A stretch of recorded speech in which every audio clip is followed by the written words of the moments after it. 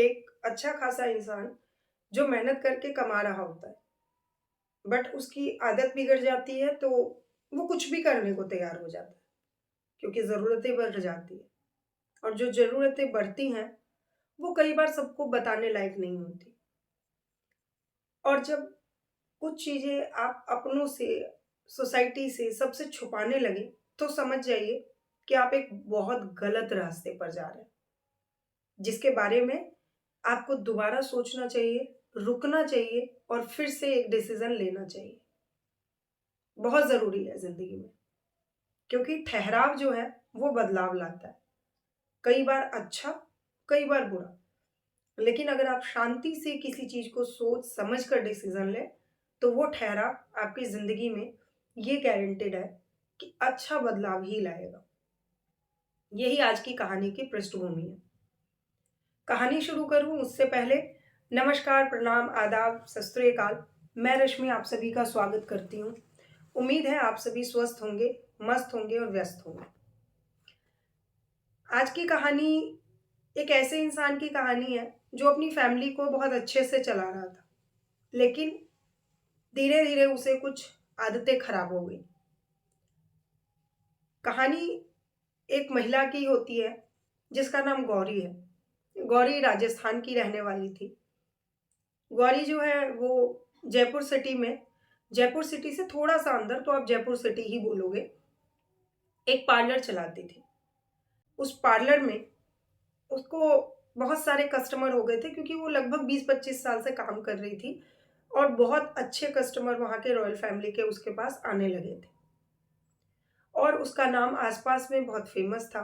गौरी अपनी लाइफ़ से खुश थी। इधर एक अलग कहानी चल रही थी। अहमद नाम का एक आदमी जो वहाँ से करीब 5 किलोमीटर दूर रहता था, जहाँ गौरी का शॉप था, वो एक मुस्लिम फैमिली का था और वो और उसकी वाइफ़ नाज़िया, वो दोनों अपनी फैमिली में खुश थे। अहमद का ड्राई क्लीन का शॉप था। अब ड्राई क्लीन का शॉप होने का मतलब ये था कि उसके पास काम भी बहुत रहता था, क्योंकि उसकी शॉप भी 20 साल 25 साल पुरानी थी। अहमद अपने घर के आगे अचानक एक दिन गड्ढा खुनवाता है और वो भी दिन के उजाले में। जेसीबी को बुला के स्पेशली उसको पेमेंट देता है, 10 फीट गहरा गड्ढा खुनवाता है और उस गड्ढे को आस-पास के लोग देख रहे होते हैं। पर वही है ना कि हम लोग को सब, अब किसी के मामले में एक तो कोई बोलता नहीं है, दूसरा भाई अपने घर के आगे दिन-दहाड़े कर रहा है, तो किसी को कोई दिमाग में बात नहीं आती। 1-2 लोग पूछते भी हैं कि अहमद भाई क्या होने वाला है? तो कहता है कुछ काम चल रहा है, हो जाएगा तो बता देंगे, देख ही लोगे। फिर लोगों को समझ आता है कि भाई ये डिस्कस नहीं करना चाहता तो छोड़ दो इसे। बस लोग छोड़ देते हैं और 3-4 दिन तक सब लोग आते-जाते उस गड्ढे को ऐसे ही देखते हैं। एक दिन अचानक वो गड्ढा जो है 4 दिन के बाद भरा हुआ मिलता है। फिर लोगों को लगता है भाई कुछ काम होगा, भरवा दिया। उसके बाद इस दूसरी तरफ क्या कहानी चल रही होती है कि गौरी जो है वो गायब हो जाती है। अब गौरी जो है उसके गायब होने के 3 दिन के बाद राजस्थान पुलिस को एक खबर मिलती है, जिस दिन गौरी अपने पार्लर से निकलती है और गौरी ने जिस लड़की को रखा हुआ था पार्लर में, जो उसके साथ काम करती थी, उसने गौरी के हस्बैंड को फ़ोन किया 24 नवंबर को कि दीदी तो गायब है, दीदी बहुत देर से आ नहीं रही हैं और मैं उनको कॉल कर रही हूँ, वो मेरा फ़ोन भी पिक नहीं कर रही हैं। ये सुनकर गौरी का हस्बैंड थोड़ा-सा, उसे अजीब लगता है कि भई गौरी कहीं जाती नहीं है पार्लर को छोड़कर, क्योंकि 20-25 साल से गौरी काम कर रही थी सेम फील्ड में। आज तक ऐसा नहीं हुआ, तो अचानक कहाँ चली गई? और गई तो 3 घंटे से ऊपर हो गए, आई नहीं है। अब उस लड़की को भी टेंशन थी, उसके हस्बैंड को भी टेंशन हो गई, गौरी के हस्बैंड को। लेकिन फिर भी उसने कहा कि ठीक है, हो सकता है कहीं गई हो, तो तुम थोड़ा-सा वेट कर लो। अब होते-होते शाम हो गई, रात हो गई। लड़की ने बोला कि अब बहुत रात हो गई है और मुझे घर जाना है। फिर गौरी के हस्बैंड ने कहा कि ठीक है, गौरी के हस्बैंड पार्लर गए, उन्होंने शॉप क्लोज़ की और उस लड़की को भी घर ड्रॉप किया और अपने घर जाने से पहले वो पुलिस स्टेशन चले गए। पता नहीं क्या दिमाग में आया। पुलिस स्टेशन जाने के बाद गौरी की मिसिंग कंप्लेंट दर्ज करवा दी। अब गौरी की मिसिंग कंप्लेंट आने के लिए आने के बाद पुलिस ने कहा कि ठीक है, मिल जाएगी। वही जो हल्के लेवल पे होता है। पहले पुलिस ने इधर-उधर जानकारी इकट्ठी की, कहा कि 24 घंटे के बाद एक बार बात करेंगे।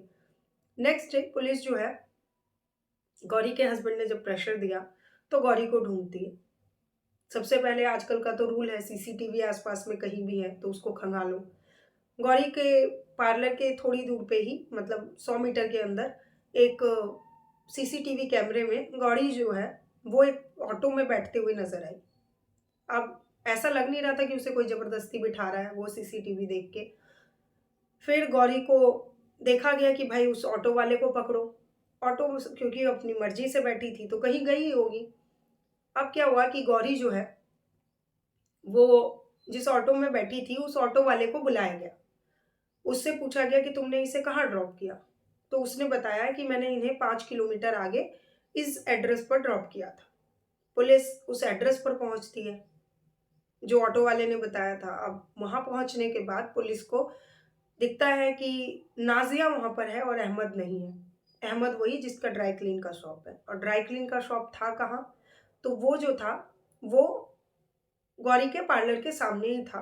गौरी भी 20-25 साल से काम कर रही थी और अब्दुल भी। माथा ठनक जाता है पुलिस का। पुलिस गौरी के हस्बैंड से भी जब एड्रेस मिलता है तो पूछती है कि इस एड्रेस से आपका कोई लेना-देना है? तो गौरी का हस्बैंड बताता है कि यहाँ पर हमारे सामने वाले शॉप शॉप का एक अलग शॉप है उनकी, उसका ओनर जो है वो ड्राई क्लीनर का काम है, वो उधर रहते हैं, उनका एड्रेस है। गौरी का हस्बैंड भी वहाँ पहुँचता है। अब मामला क्या था? क्योंकि भाई कोई ऐसी बिज़नेस की दुश्मनी तो थी नहीं, एक का पार्लर है, एक का ड्राई क्लीनर का शॉप है। कोई दूर-दूर तक कोई मुद्दा ऐसा नज़र नहीं आया। तो दुश्मनी क्या था? क्या कोई प्यार-व्यार का चक्कर था?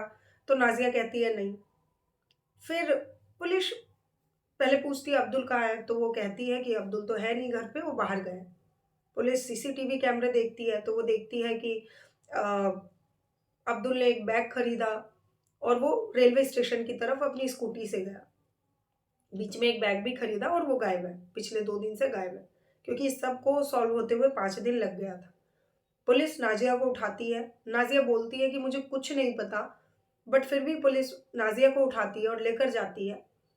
तो जब पुलिस उसको सख्ती करती है तो नाज़िया बोलती है कि हमने गौरी मेरे हस्बैंड ने गौरी को मार दिया।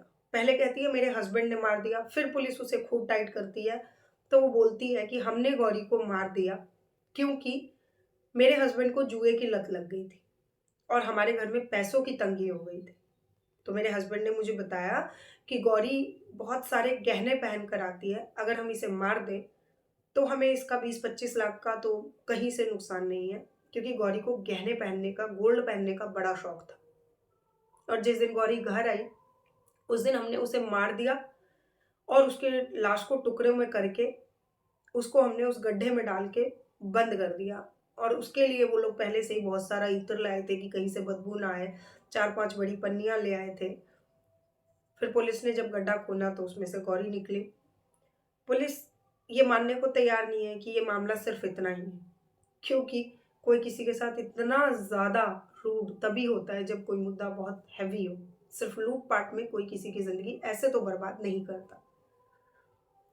अभी पुलिस अहमद को पकड़ चुकी है, पूछताछ हो रही है। आपको क्या लगता है, आप भी बताइए कि क्या है सीन? क्या हो सकता है? लेकिन एक बात बोलूँगी, बातें बनाने से, किसी की ज़िंदगी ले लेने से बेहतर है अपने लालच पे कंट्रोल करें। अगर बात सिर्फ़ इतनी है कि आपकी संगत बिगड़ी है, आपकी रंगत बिगड़ी है, तो इसके दोषी आप हैं, ना कि दूसरा।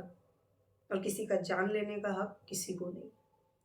तो मिलती हूँ ऐसी इंटरेस्टिंग कहानियों में अगले एपिसोड में। तब तक के लिए स्वस्थ रहें, मस्त रहें, व्यस्त रहें, बहुत ज़रूरी है बॉस। और अपना और अपनों का ध्यान रखिए। बार-बार मैं यही बोलती हूँ, क्योंकि काम अपने ही आते हैं। अपने को सँभालिए। चलिए, नमस्कार, मिलती हूँ अगली स्टोरी में।